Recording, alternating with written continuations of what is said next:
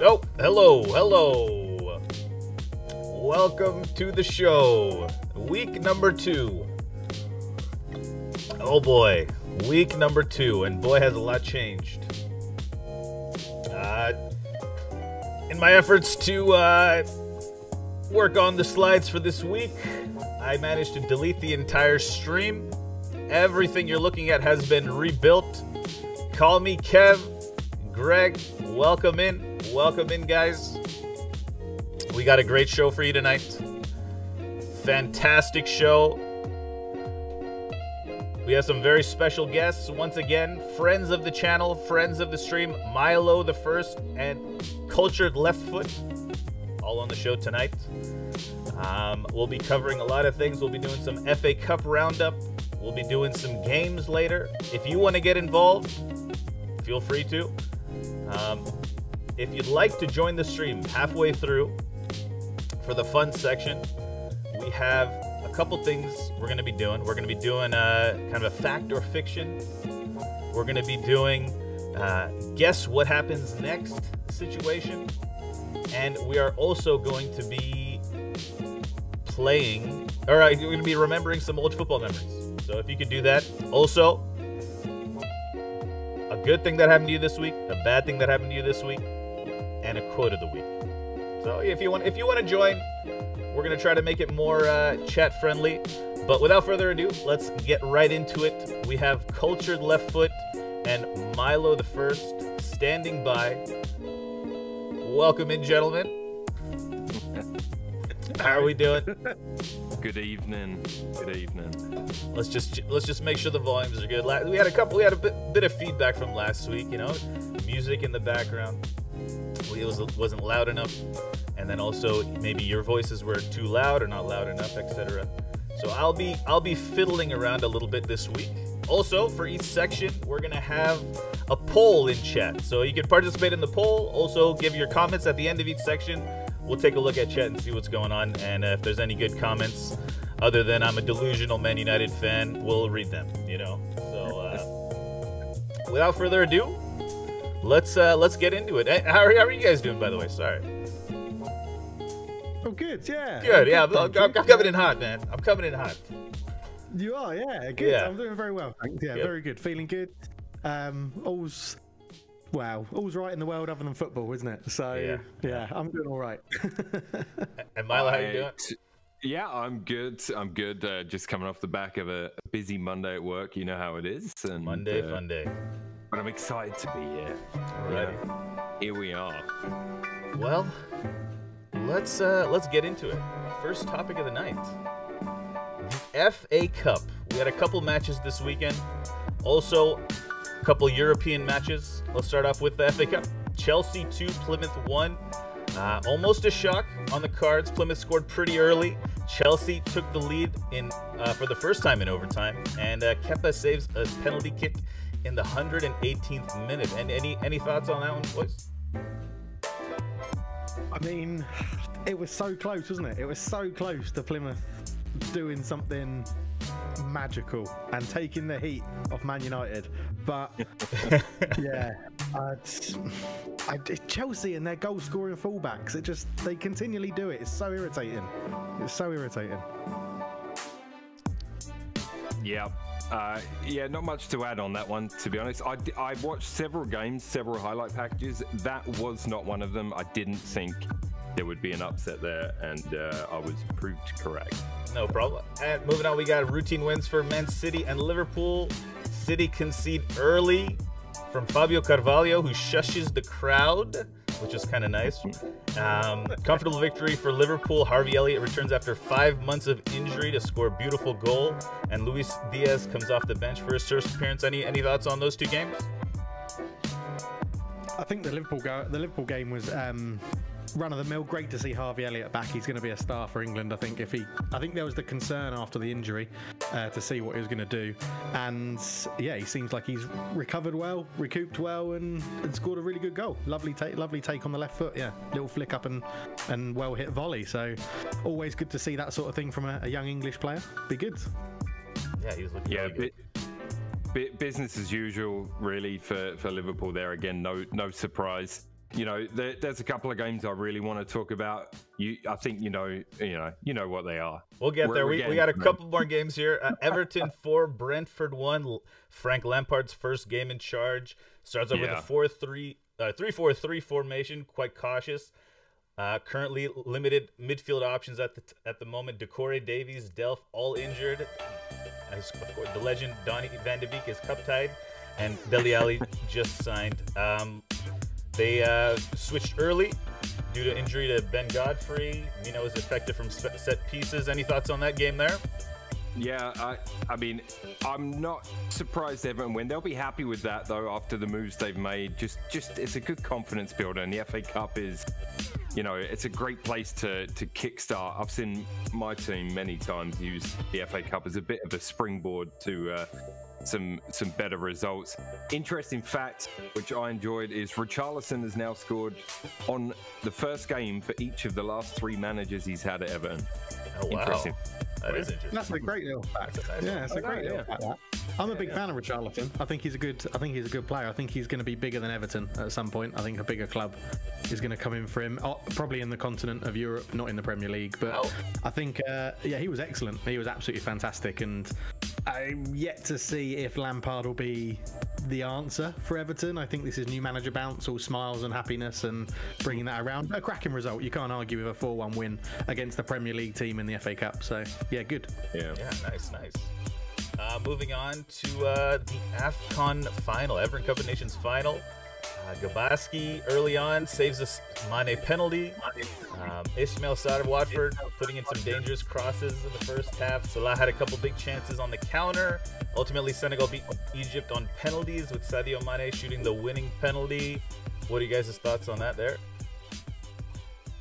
I mean, my first thing is, why is Mo Salah going for the glory as your 5th penalty taker? Get him up early. Don't leave your best penalty taker till number 5. Like, I don't understand that. But it's good to see someone other than Egypt win it recently. I'm very happy for Mane as well, and he came out and said it was his best ever trophy that he's won. So, I mean, good to see someone representing national over club football, which is great in my opinion.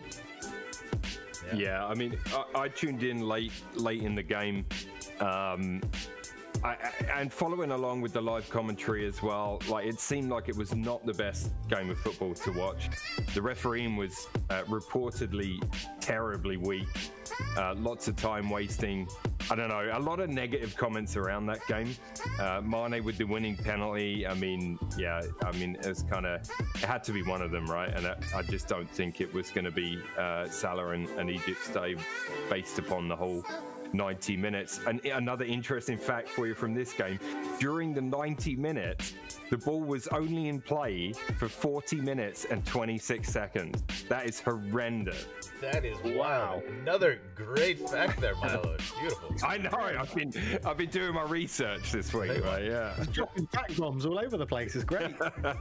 A couple other results we can talk about. Juventus 2, Verona 0. Vlahovic and Zakaria both scoring. Vlahovic with a beautiful chip. And I have Vlahovic envy in a big way. Obviously, my team was strongly linked with him in the January there, and what a great goal as well. Lovely chip. He could have had a second one as well. It just went narrowly wide, and then obviously Zakaria got in on the action on his debut as well. Was that fog or smoke in the stadium? I don't know if you watched any of that game. Flare smoke, I think. Yeah, you think it was flare smoke? I was like, what is going on? But comfortable for Juventus. They seem to be getting back to correct ways in Serie A now. They struggled a bit to start, didn't they? But I think Vlahovic is stepping in where Ronaldo's left, and he'll probably bang the goals in to get them back up Serie A and towards the league title. Up to 4th in the table now, yeah. A couple other results. Barca beat Atletico Madrid 4-2. 3 recent signings playing key roles. Dani Alves, 1 goal and assist. Assists for Adama Traore and Ferran Torres. Big result for Xavi over Simeone. Any thoughts on that one there? It's a decent result. I don't think it's the turnaround. I don't know. I still don't think Barca are the force they once were. I think Xavi is unproven. I think they've gone for that route because of the success they've had previously with old players to coaches. But, you know, I'd like to be proven wrong. Barcelona deserve to be up there if they sort out their finances. But, yeah, a good game. It was a cracking game. Good to see Dani Alves at, what, 35 is he now? 34, 35? Still producing the goods, which is really good to see, yeah. Yeah, a goal and a sending off for Alves in that one as well. But yeah, that win did take Barca above Atleti into fourth position as well. Another notable debut was Aubameyang. Didn't do much, which is kind of the story of his season, so we're not going to dwell on that. Also, it's kind of weird to see Adama Traoré wearing the number 11 with Ousmane Dembélé on the bench. It's kind of awkward now. Yeah, I didn't even notice that. Yeah. He's just sitting on the bench. I don't know what his other results. The Milan derby. Inter 1, Milan 2. Former Arsenal Chelsea man Olivier Giroud scores 2 goals in the space of 3 minutes to give Milan a win at the San Siro. Milo. He's still a good-looking bastard, isn't he? He really is, Giroud. With a brace to turn the game on its head. 15 appearances, 7 goals for Milan so far, and 8 appearances in Serie A with 7 goals. So all his goals in Serie A, which is a nice return on a 35-year-old, I think. He's doing well. He's great striker, sexy man. Can't argue against it. Like, yeah. And finally, back at Arsenal, short-term option. Yeah, maybe. Would I? Great. Yeah. No. I don't like to go backwards. Unless it's Thierry Henry. I'd still take Thierry Henry back right now at 40 years old. 100%. And finally, last result, we're going to take a look at this. PSG beat Lille 4-1. Messi scores to bring his tally to 2 goals and 13 appearances in the league for PSG. Any thoughts on that game? Did you guys catch any of that? I mean, I haven't seen the highlights, but I assume that's run of the mill. I know Lille won the league last year, but PSG, you'd expect them to dominate everyone. Didn't win the league. Go and get Messi, win the league. That's pretty much what's going to happen. Yeah. I think so, yeah. There's not much else you can say about that. I'm very thankful I'm not a massive fan of Liga 1 because it would not be the most entertaining competition. All right. So, and the poll in chat was who will win the FA Cup? And the majority is a team outside of City, Chelsea, and Liverpool. Let's see if there are any questions in chat here. Seems it's a little louder. Thank you. I adjusted that a little bit. Real leaders take the first penalty. Oh, real leaders take the first penalty. That's why Messi is the GOAT. Ah, it's a little dig at Salah there. Stefan, every player choose national team over club. Cash says, but can Vlahovic do it on a cold, rainy night in Stoke? Milo, your thoughts? If only we could have found out, you know. Alrighty. I reckon he would have been able to do it. Yeah. Let's move on to another section here. Holders, Leicester, and some people's favorite Manchester United out of the FA Cup. Nottingham Forest knockout Leicester. Very good performances from a couple of youngsters of the Nottingham Forest. Johnson, Garner on loan from Manchester United, and Spence on loan from Middlesbrough. Leicester face Liverpool on Thursday in the league. Did you guys catch any of this game? I saw bits and pieces of it, and I mean, that's 2 Premier League scalps for Forest now, And as you look ahead to the 5th round, who have they got in the 5th round? Everton, maybe? I forget. I haven't checked. I'd have to have a look. I've got it right here, actually. But yeah, that's 2 Premier League scalps. Obviously, Arsenal and Leicester now. Yeah, interesting to see Forest beat another Premier League team with no fanfare from the media at all. Not even hardly mentioned. In fact, the only thing that was mentioned is a Leicester fan ran on the pitch and punched a Forest player in the face. Don't know if you saw that. If you haven't seen it, I'm just checking it out. Wow. Okay. Go on. Forest have got Huddersfield, just as a point of fact, next. So, okay. Yeah. Is that going to be the classic? They knock out 2 Premier League teams and lose to Huddersfield. Yes. Yeah. I think so. Yeah. Speaking about that, it was Sorry, go ahead. Sorry, Card. Very quickly, Garner, great. It's hard not to get excited about him because he's made Nottingham Forest tick since he's gone on loan. Obviously, as a Man United fan, and they've just got in Forest, brought in. I want to say his name, Steve, someone, the manager, the new manager they brought in. Really ugly guy. He's really, really ugly. But they got him from Swansea, and one of my best mates is a Swansea fan. He was like, "Oh, he plays dire football but get results," and I was like, "Isn't that exactly what you want to happen?" Like, you get results, get into the Premier League if you can, and then change your manager for someone who's a little bit better.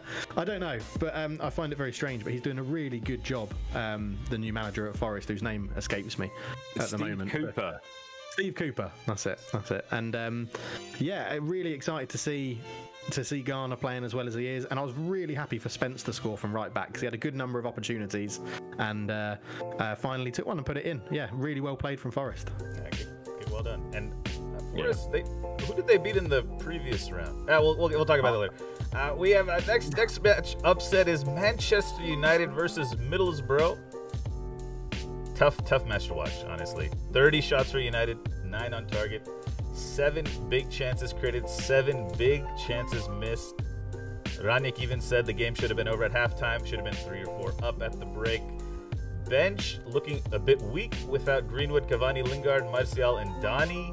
Now we have 6 games in 18 days coming up, 4 in the League, 2 in the Champions League. What are your thoughts on this one, Culture?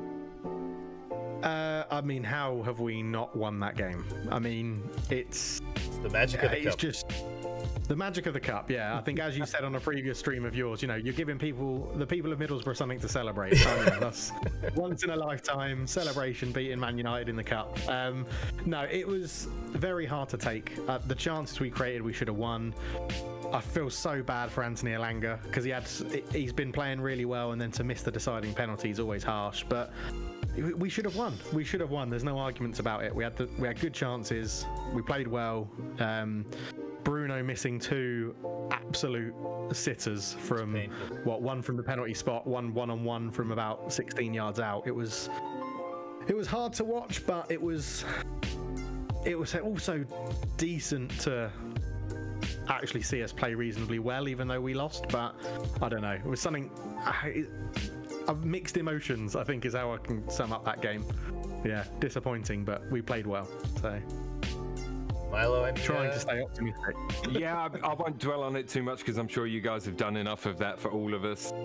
All I'd say is, with that starting 11, I mean, I'd be expecting a mauling by United, so it must be very disappointing for you guys. But yeah, that's all I got.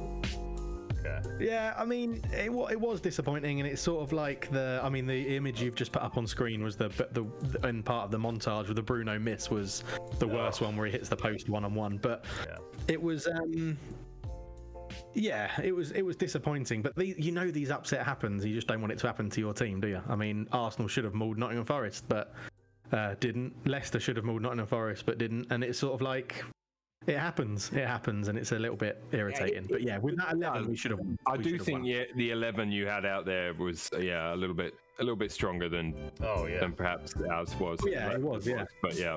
On another day, you take those chances, and you're 3-0 up at half time. We have a good point from chat. What did you think of that handball decision that was given against, or wasn't called? Shocking decision. How is that not how? I hate the rules, how they always change. The rule always used to be, if it hits your hand and you get an advantage, it's a foul.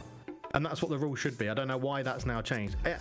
It means that, the Thierry Henry goal against Ireland, right? I was chatting to a friend about this recently. That goal would now stand because he's handled the ball and he didn't score.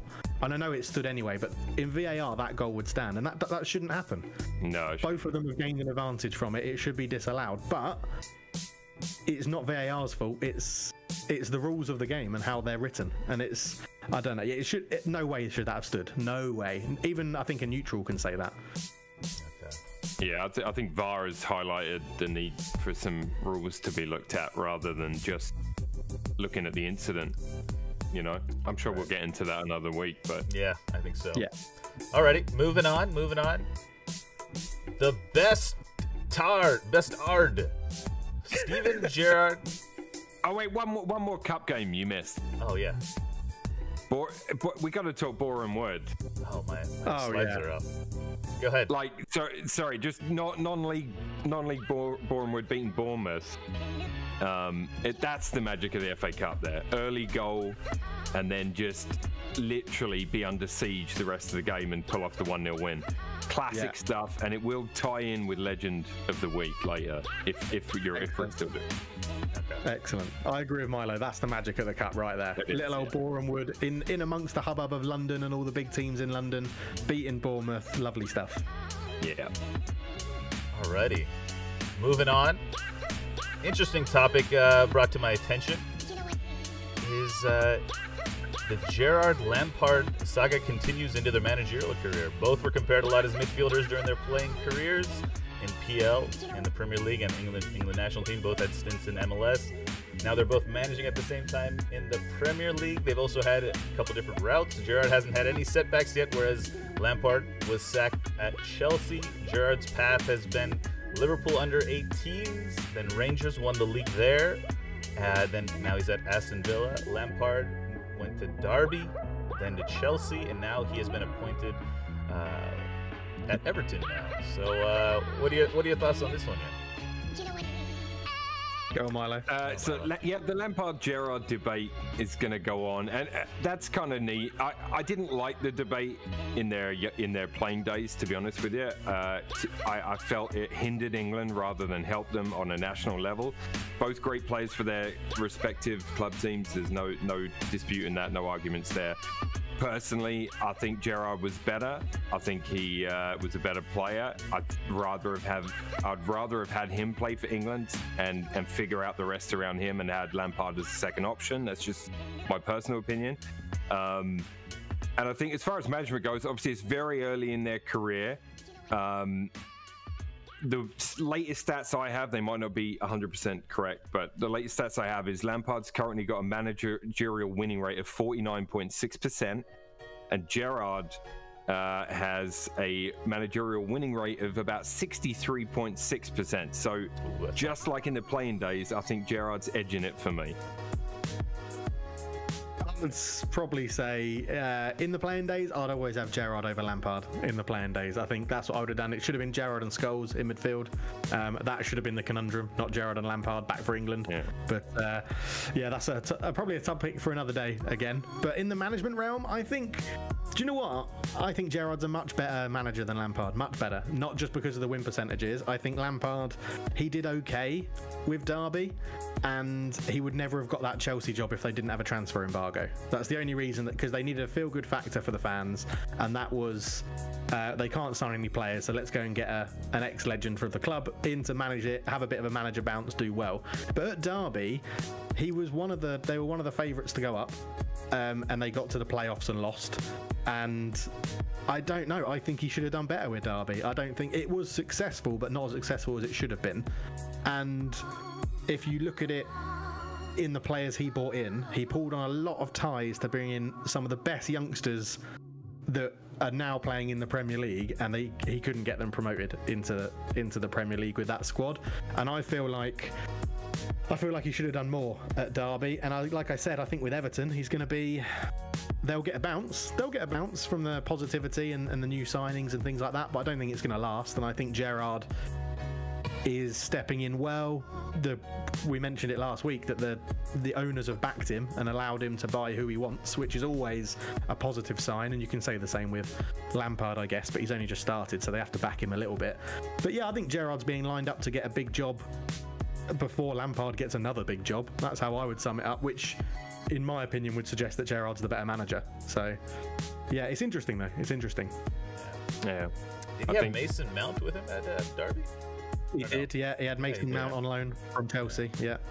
I think, you guys have said before, Gerrard's, being groomed for the Liverpool job at some point.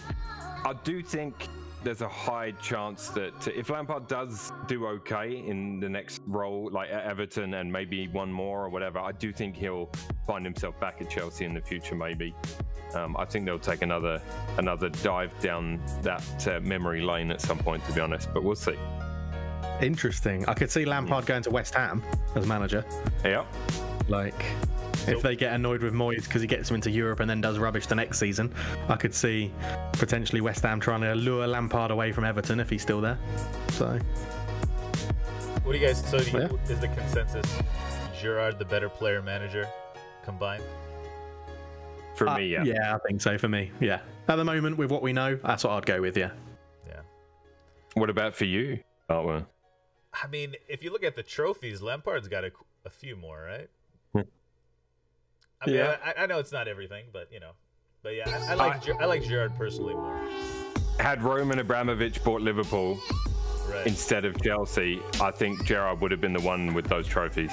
True. I mean, Roman tried his hardest to buy Gerrard. Can you remember that saga? Yeah, when Gerrard nearly put in a transfer request to move to Chelsea? Yeah, came very close. With Jose Mourinho as well. Yeah, that's right. But then they would have had the same Lampard or Gerrard conundrum that England had. So yeah, but they probably would have had a competent manager who would have made it work. So. Maybe, yeah. Maybe. Alrighty, well, moving on to a bit of gaming. We had the UFL gameplay trailer come out recently. Not much actual gameplay shown. No real proper offline modes outside of exhibition mode. Online looks a bit like a FIFA Ultimate Team clone in the UI and the menus, chemistry, tactical setup, etc. Transfer market. It might be geared more towards taking players away from FIFA Ultimate Team than what some of us would rather have a bit more PES feeling in it. Any thoughts on the gameplay trailer? I mean, it was a reveal, wasn't it? And this is the key wording. It wasn't a trailer, I don't think. I'm expecting to see a hell of a lot more when the trailer is dropped. We don't know when, because it's going to be ready in sometime 2022. They haven't given dates, which is probably a good thing. You don't want it to be rushed, but it was presented very well. I thought the artistry behind it was very good.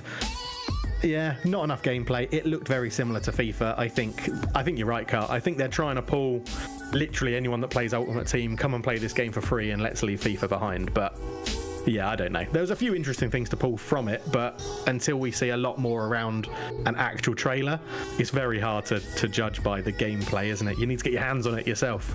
That's always the key. Yeah, and I agree with all of that. I think I'll just reserve judgment till I've had a chance to play it and see what it feels like. I mean, I'd love a game that has the visuals of FIFA, but the gameplay of PES. I just don't think that this is going to be it. But you never know, do you? You just never know. True. Other news, we got the GTA 6 announcement just came out. I'll read the little blurb they made. With the unprecedented longevity of GTA 5, we know many of you have been asking us about a new entry in the Grand Theft Auto series. With every new project we embark on, our goal is always to significantly move beyond what we have previously delivered, and we are pleased to confirm that active development for the next entry in the Grand Theft Auto series is well underway. We look forward to sharing more as soon as we are ready. So please stay tuned to the Rockstar Newswire for visual details. Blah blah blah. If you have a happy future with you. What are you guys' thoughts on the GTA 6? I am pretty pumped about it. I mean, I played GTA 5 a lot. I played it online a fair bit. I played modded versions online, modded versions a fair bit as well, which is fun. The PS5 version that's coming out with updated graphics of the same game. At first, I was like, I called them several names because I mean, they are literally flogging a dead horse at this point, as we say, where I come from. And like, I'm still a sucker though. I'll buy it. It's going to have some new missions, new content. Maybe you guys will have it, and we'll go online and we'll be the PST warriors, and we'll go around beating the crap out of everyone and robbing banks and stuff. You know, it'll be hilarious. But yeah, exactly. But GTA 6, obviously, we knew it was coming. They're the absolute masters of playing their cards close to the chest at Rockstar. I can only imagine their legal team, when you sign a contract to work with them, the NDAs you sign must be absolutely foolproof, because they never have a leak. They never have an issue. They do an amazing job at that. It's super annoying for us, but it does create one hell of a buzz when stuff comes out. So I'm looking forward to it. Yeah.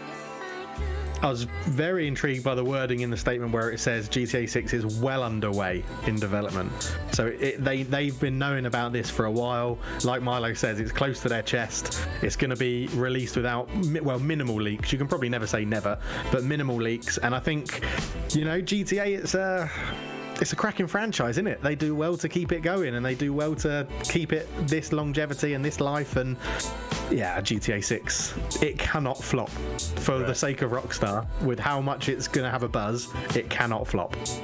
If it looks remotely visually like that Unreal Engine 5 little demo that we got to play for the Matrix game, oh yeah, it would be, you know, it will be amazing, really well. Yeah. Nice. A couple other games, Gran Turismo 7 coming out soon. Milo, I know you're a big racing fan. What are your thoughts on that one? Yeah, GT7, I'll probably pick it up. I don't suppose I'll put a ton of time into it. It is going to be a simcade. You got to remember that that game is for everybody, so it really does focus on controller as much as steering wheel. And if you're doing that, it's not going to have simulation feel in the tires and stuff like that. So it's like, it'll be good. It'll look fantastic. It's going to be on PS5. I'll probably pick it up and play it casually. But yeah, that's about it. It's going to be in the simcade bracket, where the other GT games are and like Forza Motorsport are. So for more simulation racing, yeah, I'll be sticking to the usual suspects. Any thoughts on that one, Culture? No, it's not really a gaming series I've ever really. I've picked it up and played it at friends' houses, and I think that's what like Milo's saying. It's a game you can do that. You can not. It's a driving game you can pick up on controller and get straight in, accelerate, brake, turn, handbrake, turn if you need it. Simple, and that's how I've only ever played Gran Turismo. So yeah, I'm not that fussed about it. There's other games if I'm getting into driving I'd play. So I think organized league racing on it would be fun. But the key would be finding a community that focuses on clean racing for it, because that, even with the simulation games that I play a lot of, if you're not in a community that focuses on clean racing, it's, you know, you go join a public lobby on GT or Forza or any of them, and it's a nightmare. It's nightmare fuel, you know, like it. Right. So I don't know. Well, all right. Well, moving on. This is the section of the stream that we had some feedback on. Chat, have your say. Anybody in chat feel like coming on and joining us for the remaining section of the stream? This was suggested, and a couple people DM'd me and suggested this, so I listened to the DMs and I'm responding to them here. We're adjusting. If not, it's not a big deal. We'll finish up the show, us three, which will be just fine. Little comments here I'm noticing. Barely talk about City, but it's okay. We don't want your attention anyway. I didn't see City get too much attention. They win too much. We don't need to talk about City. Move on. Mumera says me. Mumera can hop on. She can hop on. You know what? We'll have some football trivia. Okay. All right. Get it? Yeah. She's kidding. That's my wife, for those that don't know, Mumera. Symphony says, one fan theory, Gerrard's Villa appointment subconsciously affected Lampard's decision to come back. That's interesting. The rivalry? Maybe? Yeah, I'd say the money and wanting a job would probably draw him more in than a petty rivalry with Gerrard. I don't think they have a rivalry. I don't think them as people would have had a rivalry. I think it's like fictional made-up fan thing to be like, my midfielder's better than yours. I don't think Gerrard and Lampard would have been against each other, surely. Yeah. Well, this is the part of the stream where if there was a guest joining us, we would take a little break and have them come on. But it seems, which was, I had an inkling this might happen, that it's just going to be us three. So, we adjust. Are you guys good to power through here?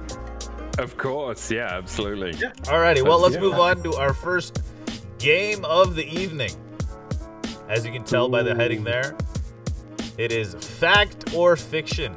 I'm going to read a statement, Well, let's get the timer going here. I'll read a statement, and then you guys respond with fact or fiction, basically. You know, it's a very complicated game, so if you can't get on the first try, we'll get a couple more tries here. Okay, let's start with the first one. So these are FA Cup and African Cup of Nations. Fact or fiction? Fact or fiction? A non-league team has won the FA Cup on 3 different occasions, with the first one to do it in 1901. Fact or fiction? Fiction. Ooh. Fiction. I'm Milo going to says go fiction. fact. Fact. I'm going to go fact. It is in fact fiction. Ah. It's only happened once. Spurs is the only non-league team to have won the FA Cup. They won it in 1901. And then exactly 60 years later, they became the first team to win the league and cup double as well. It's interesting. And what have they won since then? Just curious. Yeah. What have they won since then? Judging by that metric, I think Tottenham fans have got about another 40 years of waiting, isn't it? So. Next, fact or fiction? Ashley Cole holds 7 winners' medals. No one else has previously won so many for himself before. Oh. Fiction. Fiction. Yeah, Cultured. I'm leaning towards fiction, yeah. Yeah, fiction. It's a fact. Ashley Cole has won 7 winners' medals. The next one. Arsenal were the last team to win the FA Cup at the old Wembley, and also the first team to win the cup at the new Wembley. Fact or fiction? Fiction.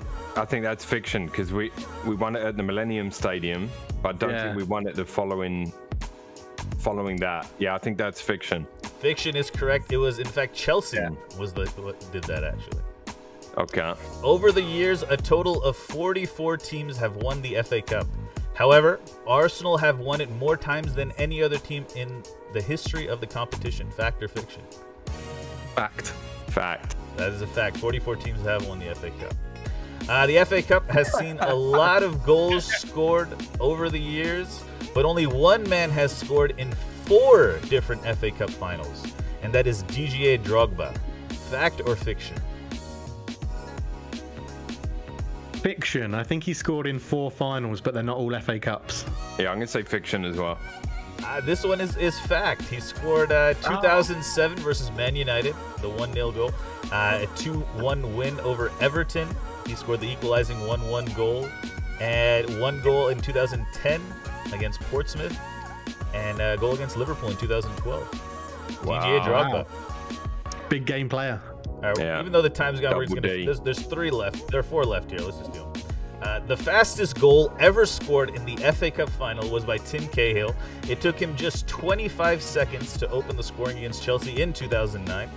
Despite this, Everton still went on to lose the final 2-1. Fact or fiction? I'm going to go fiction because I think the fastest goal in an FA Cup final was Di Matteo for Chelsea v Villa or Middlesbrough, I think. I'm going to say fact, but it's a pure guess. It is fiction. One small detail was changed. Tim Cahill did not score it. It was former Manchester United striker Louis Saha scored in 25 seconds. Okay. Now moving on to some AFCON questions. African Cup of Nations. Egypt is the most successful country in AFCON history, having won the title 7 times. Fact or fiction? Fact. That is true. They won in 1957, 1959, 1986, 1998, 2006, 2008, and 2010. 3 in a row there. And they won I believe they won the first African Cup of Nations as well. 3 teams have won the title. Oh, well, I gave 1 away. 3 teams have won the title in their African Cup of Nations debut. Egypt in 1957, Ghana in 1963, and South Africa in 1996. Fact or fiction? Oh, fiction. Pure guess. Fiction. It's a fact, you know. It's a fact. I mean, I could have changed 1 number, and I don't know. AFCON, it would not be my mastermind. It just finished. So. And Cameroon's Samuel Eto'o is the all-time African Cup goal scorer, African Cup of Nations top goal scorer with 15 goals to his name in the finals. Fact or fiction? I think that's fiction because I think we talked about it, but I can't remember who was. Yeah, I'm going to say fiction, and I'm going to guess it's an Egyptian, given they've won it the most. It is fiction. He scored 18 goals. Oh. I think we had talked about that, I think so. So it was him. It was but he him. scored 18. 18. Okay, but it was fiction because it was 18, not 15. Yeah, you know. Okay. Yeah. All right. Okay. Now I'm gonna get in the mindset of Cartwheel's questions. Yeah. Cartwheel's questions, You know, it's a new fiction section. bit. It's a new section. Yeah. I thought fact or fiction was fact or fiction. Eto is the top goal scorer ever. Not the amount of goals. Yeah. I thought Samuel Eto'o would have been it. Okay, never mind. Okay, Aaron, let's see. Now we have a new section as well. I don't know if this is gonna work. Let's see. Let me pull it up. My one-man production staff here. I'll move this up here. All right. As you can see, it is called Guess What Happens Next. I'm gonna show you. Oh wait, I might have to share it on Discord. That's why I was screen sharing. We can see it. I mean, I can see it on your stream. It just might be a couple of second delay. Yeah. I'm gonna play this video, and I'm gonna pause it, and then you guys have to guess what happens next. Can't. Player receives the ball, and he receives the ball. What happens next? Any guesses? I'm gonna guess he just spins on the spot and then runs off with it, as in a bit of rubbish skill with no one around him. Okay, Milo. Any guesses? Like you're thinking the Granite Xhaka. Yeah, Kinda like a Granite Xhaka, useless bit of skill. Yeah. Yeah, it's either that or like he's controlled it, didn't realize where it went, and then maybe as he turns to then kick the ball away, somebody else comes in and kicks it into the net. Maybe, I don't know. I might be reaching a bit there. We'll see. Alrighty, let's take a look.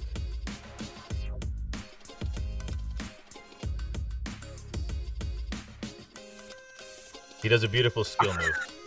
He does a beautiful skill move. Good call, Cultured. All right. Moving on to the next section. We have a clip from a game here. Here we go. Let's take a look. Player plays the ball. The goalkeeper receives it. What happens next? Oh, this is Milo. Do you know this one? Is that it's what's his face, isn't it? Karius, is it? This is Champions League final. Yeah. Madrid, and he throws it into Benzema's leg and it goes in. Yeah, that's right. Yeah. I watched this game. So it's Karius, isn't it? Is that his name? Glorious Karius, that's it. Yeah. Glorious Karius. Let's take a look what happens next.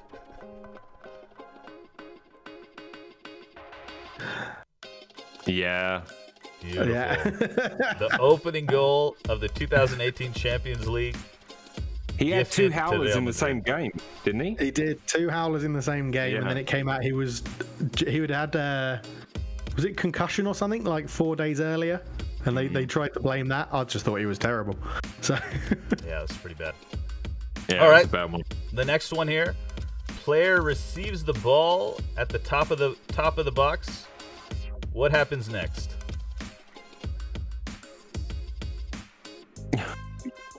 Not much to go on there. It's either take a wild guess. It's either top corner or it smashes someone in the face behind the goal. I'm gonna go for the second one. It hits somebody in the face behind the net. So my guesses were going to be, it's definitely not a goal. My guesses were going to be either hit someone behind the net in the face, or he's going to hit that guy, the defender right in front of him, right in the nuts. Right. So I'll go. If you've gone face, I'm going to go ball to the groin. Let's take a look and see what happens next.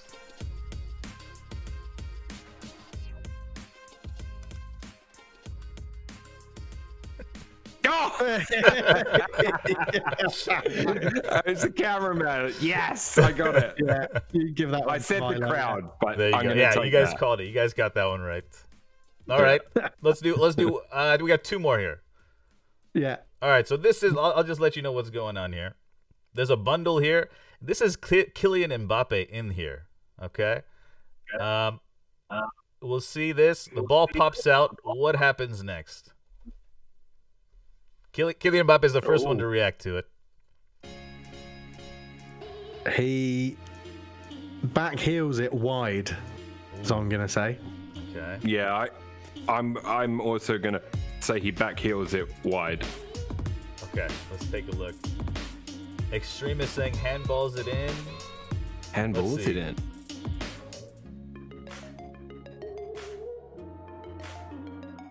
Oh! Extreme calls it. Extreme. Well done. Very good. Well very done. good. Well done. And the final. This one is just some good fun here. This is a certain Louis van Gaal with legendary Arsenal manager Arsene Wenger looking on. Can anyone describe what happens next? Yeah. Louis van Gaal does an impression of a dive to the floor in front of Mike Dean, the fourth official. It's a legendary moment, to be honest. It is brilliant. Yeah. I also love the fact Arsene Wenger's wearing his sleeping bag coat in the video as well. He is, yeah. Amazing. This is up there with Wenger being sent to the stands at Old Trafford and standing on top of the. I was at that game. Yeah. Amazing, yeah. Yeah, we didn't know where to go. Yeah. All right, let's just watch it.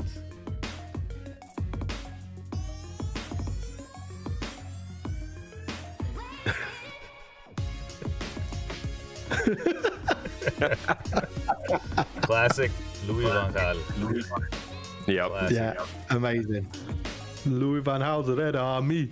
I gotta say, I love the what happens next round. I love That's it. fun. Yeah, I really like that. Really like that. Just make the whole show game show, man. It's fun. Well, moving on.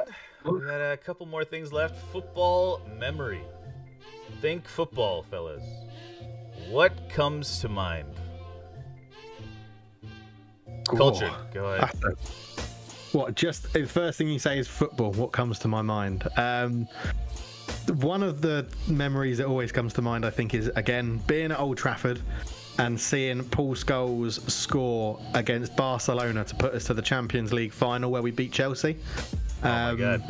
You were there? Yeah, I was at Old Trafford and Paul Scholes scored it on the half volley, like curled it around Puyol into the top corner against Valdez, I think it was, in goal at the time for Barca, and I just went absolutely ecstatic. And then the other one is just to do two, because like this is a very personal memory of football.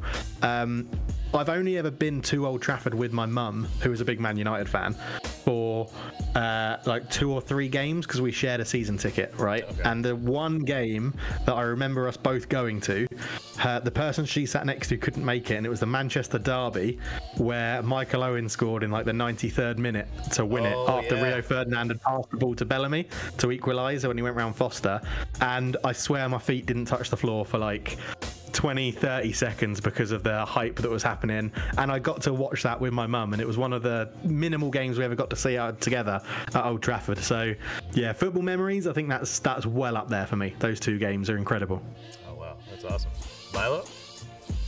Yeah, I mean, I've discussed, is this personal memory? It could be personal, it could be just on TV, anything. All right, I got 2 then. So personal memory, I'm not going to go with Arsenal. I've talked about it a million times, but I went to Kevin Keegan's first game in charge as England manager. It was a game, I think it was Poland we played. It was at Wembley, at the old Wembley. I went with my granddad, and Paul Scholes scored a hat-trick, funnily enough, in that game for England.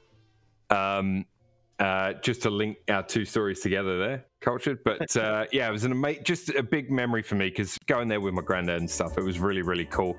And I met Lennox Lewis right outside the stadium, and he was massive. Yeah. Wow. He was absolutely massive. I was just gobsmacked at how big he was. The second memory is not mine, it's Ian Wright's. Funnily enough, I was listening to his podcast this week, and do you know what he was talking about? is he dreams about playing football. You know, like how you dream about something you did in your day or like in your life. I never thought about it until he said it. Ex-players dreaming about kitting up and actually playing in a game like they used to. Yeah, and he was talking about it, and I never thought about it until he said that, and I was like, wow, that must be crazy, you know? Yeah. Like, it must be absolutely nuts. Do you think he's... I haven't listened to it, and he might have gone into a bit of detail. So is he, if he explains it, is he dreaming of a game he's previously played in, or is it just a dream game that is new? Did he say anything like that? Or? He didn't say that, but he said that people that he works with are often in the dream now, the people he works with now. But what he did say is he's had dreams where he's playing and scoring goals and celebrating in front of fans and all the rest of it. But he's also dreamt about like where he can't get to the pitch. You know, he's going through the stadium and he just can't get to the pitch. You know, like how you have a dream where you just like can't get to it. Or something. Yeah. And like, that's awesome. That's wild. Yeah, he was talking about how his mum always used to tell him the meaning of the dreams and stuff. Yeah. I feel like you can't capture that high as a footballer again. Huh? Like, there's nothing you can do. No. No. But and it got me thinking about other sports people that probably do the same thing, you know, like they dream about those massive moments. Like, do you think Mike Tyson is knocking people out in his sleep? Like, probably. Yeah. Yeah. Well, Lennox Lewis is dreaming about meeting Milo outside of Wembley again and again. Yeah. My football memory is because the World Cup qualifiers in CONCACAF were this week. So I was thinking about when I went to go see the Gold Cup final, USA-Mexico in Pasadena, in LA there. And it's basically a home game for Mexico, honestly. You know, so many Mexican fans. I went with my Mexican friends, even as a USA fan. And that's the goal when Giovanni Dos Santos chipped Tim Howard from outside the box. And it was just beer everywhere and drums and all this stuff. And it was just a great atmosphere and fun game to go to. Yeah, nice stories. Yeah, live football is so good. It really is. Alrighty, and to wrap things up, guys, the weekly legend, beef, and quote of the week. Let's start with the legend of the week. Cultured, go for it. My legend of the week, maybe controversially, Ralph Rangnick. I'm going with. God. Right? I know we've lost. He's stating facts in interviews, which I really appreciate as a manager. Like, he knows they're not playing. He's come out and he said they're not playing really good football, but they have slightly improved under his watch. Yeah, the FA Cup was a disappointment and they should have won. And he's coming out and giving the facts of the game to say Middlesbrough were better in the penalty shootout. Like, they took their chance in the game. We're not going to blame the referee. We should have been winning. And I just like that. I like that honesty. He could have just turned around and been like, that's all the referee's fault.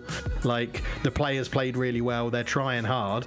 But he didn't. He's come out and just given it as straight facts. And I think it's been a long time since we've had a manager at United that's actually done that, rather than just blame players or referees or systems or opponents or things like that. And I think, and it said it's controversial, but I feel like for the right reasons, he's a bit of he's come across as a good manager, in my opinion. That's what I like to hear. All right. Milo, you're a legend of the week. My legend of the week for the second mention from me for this man is Ian Wright again, but this is for different reasons. This wasn't to do with the podcast. This was something I read, and it ties in with the FA Cup that we talked about, the Boreham Wood versus Bournemouth game. So Ian Wright helped a player called Adrian Clifton. I'll try to keep this quick. Sorry about the time of this. Go for it. Clifton, who's now 33 years old, was released by Arsenal at 15 years old, and it spiraled him into a life of petty crime and all that stuff. He was actually jailed 3 times for possession of firearms and drugs of various kinds during his youth. So Wrighty went on to meet him when filming a Sky One documentary called Football Behind Bars, and he actually got to know him a little bit doing that, and he helped get him a trial at Wickham once he was released. Now, he didn't get a contract from that, but he went on to play non-league as a journeyman for Romford, Waltham Forest, Maidenhead, Havant, Waterlooville, turned pro at Bromley, played for Montserrat internationally, unbelievably. Montserrat, great font. Yeah, and then Wrighty kept in touch with him throughout and was like always there for him to talk to. He ends up at Boreham Wood, and he actually came on as a sub against Bournemouth at the weekend. No goals or anything to finish the story off, but I just thought it was just Ian Wright being an absolute legend. I mean, most people like him anyway as a pundit and what have you. So he's an entertaining chap. And yeah, I'll change mine to Ian Wright because that's really heartfelt. That's awesome. He's great on YouTube, and everything he does on YouTube is great. I really enjoy listening to him talk. They've had him host game shows in England because of his personality as well. Oh, really? So, yeah, he's a great pundit. And just my legend of the week is you two guys, man. You guys were great guests last week. You guys are great guests this week. Great points and ideas and all that stuff. It's just I'm really thankful that you guys are able to do the show and stuff. So thanks again. Oh, thanks for having us. It's been awesome again. Yeah. Really well, good. Let's switch gears to the beef of the week. Well, how about Milo? How about you go ahead with this one here? My beef of the week is the Leicester fan that ran onto the pitch in the first half against Forest and punched a Forest player in the face. You can't do that. If you're watching this, mate, sort your life out. It's gonna cause problems, I think. I mean, that could become a problem for the safety of the players. You know? Yeah. I don't know. Yeah. It's like you gotta. It might suck for the fans. Like there might be more restrictions and all this stuff. That one guy might just ruin it for everybody, type of thing. But, yeah, it happened in the Birmingham derby as well, didn't it? To Jack Grealish, like when he played for Villa. Oh, yeah, that's right. Yeah, not too long ago. I forgot about that. Yeah. Yeah. You would have gone up with some Clippers. Beef of the week for me is I feel like I'm being very Man United centric this podcast. But, my beef is just everyone that's dissing Pochettino and Ten Hag, and it's turning into a massive rivalry on Twitter and YouTube channels and fan channels and stuff like that. I know they're always a little bit clickbaity and toxic, but everybody just battering each other, being like, my pretend manager that we haven't hired yet is better than your pretend manager that we haven't hired yet. And I'm just like, oh, it's just doing my nutting. All those people, like people that are saying, oh, we can't take Poch because he's not won anything and he didn't win the league with PSG. Well, he's now 11 points clear at the top. So does that make a difference? No, not in your mindset, because it's already made up. You can't take Ten Hag because he's only managed Ajax. Well, he's rebuilt them twice and he's done really well. Is that in your mindset? No, because your mind's made up. So yeah, just general fan channels, I guess, is my beef this week. Stay away from them, culture. Then they're not. I'll try to. They're not worth the pain. Yeah. My beef of the week this week, other than Manchester United and that just bizarre performance, is OBS. My streaming software. I deleted everything in there from last week. I had to rebuild everything on Saturday. So that was a bit annoying. It's something with the profiles and scene collections. I deleted one of them, and it was just a bit of a hassle to figure that out. But we got it running. But anyhow, alrighty. You've done a great job to recover it, I would say. Thanks. Yeah, it's kind of fun. It's kind of do graphic design stuff. Finally, quote of the week. Let's see, Culture, go for it. What do you got for the quote of the week? Yeah, we watched a film last night, my wife and I, called Munich, The Edge of War. I think, Milo, if you're into your World War history, I think you would quite like it. It's based on a book, and it's like a fictional story that's based around true events, sort of thing, that have happened. But one of the quotes in that was, "We don't choose the times we live in. The only choice we have is how we respond." And I thought that was a very nice quote. So you can't impact the time you're living in, but you can only do what you can in that time. So, yeah. Very philosophical. Inspiring as well, you know. Yeah. Mine is not as philosophical. Mine is simply, you can't always control who walks into your life, but you can control which window you throw them out of. Oh, that's great. Nice. Do you know is that anonymous? Yeah, let's just say that's Milo 2022. Let's see. What my quote of the week is from a 20-year-old upcoming basketball star, LaMelo Ball. I just heard about this briefly. He tweeted. He says it's for New Year's. He said, "New year, new me, but same me though." I just thought that was kind of interesting. It's like, it's a new year, it's a new me, but at the end of the day, it's still me, you know. Which it's like an evolution of of yourself, and it's interesting. They're an eccentric bunch, aren't they? The Bulls. Oh yeah, they're great for media. You know, just yeah, they're good for the mainstream media. And finally, anything upcoming this week? You guys want to talk about? Plug your own channel, whatnot, etc. I'm putting it out there. Who's going to win the Super Bowl? Okay. I'm going to say the Rams.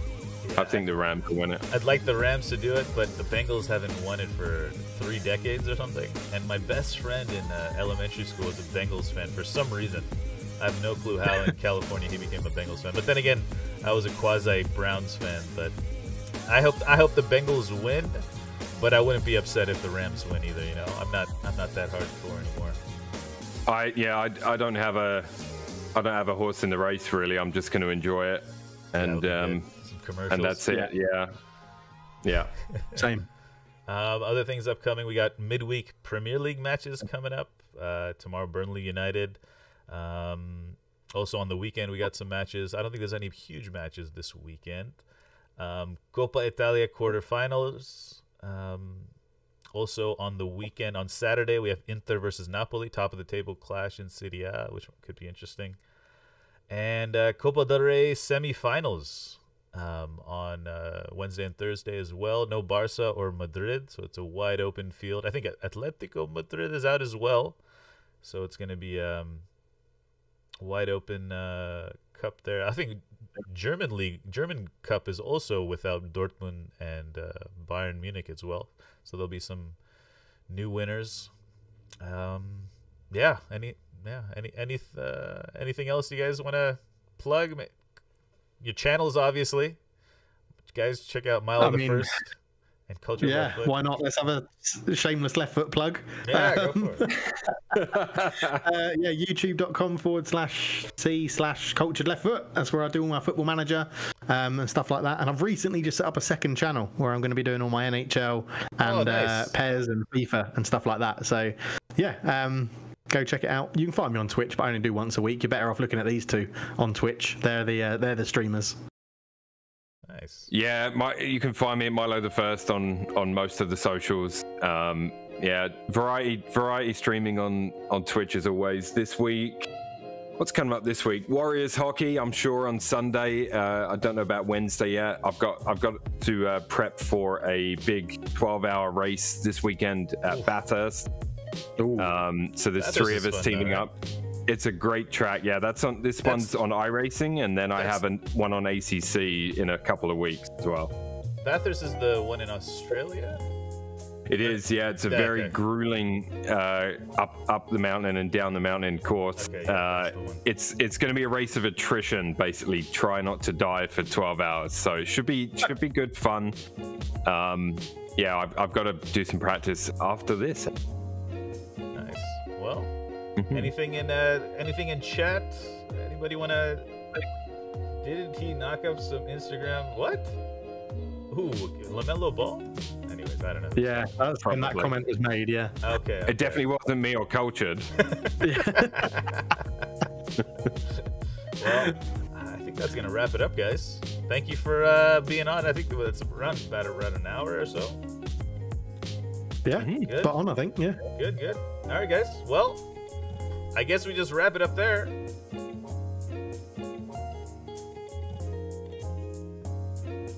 Thank you. Yeah, thank you again.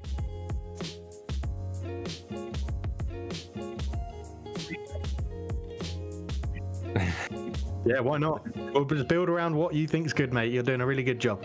Yeah, great stuff. We are muted. There we go. Yeah, sorry. Okay. Good night, guys. Good night. Thank you. Good night. Appreciate it.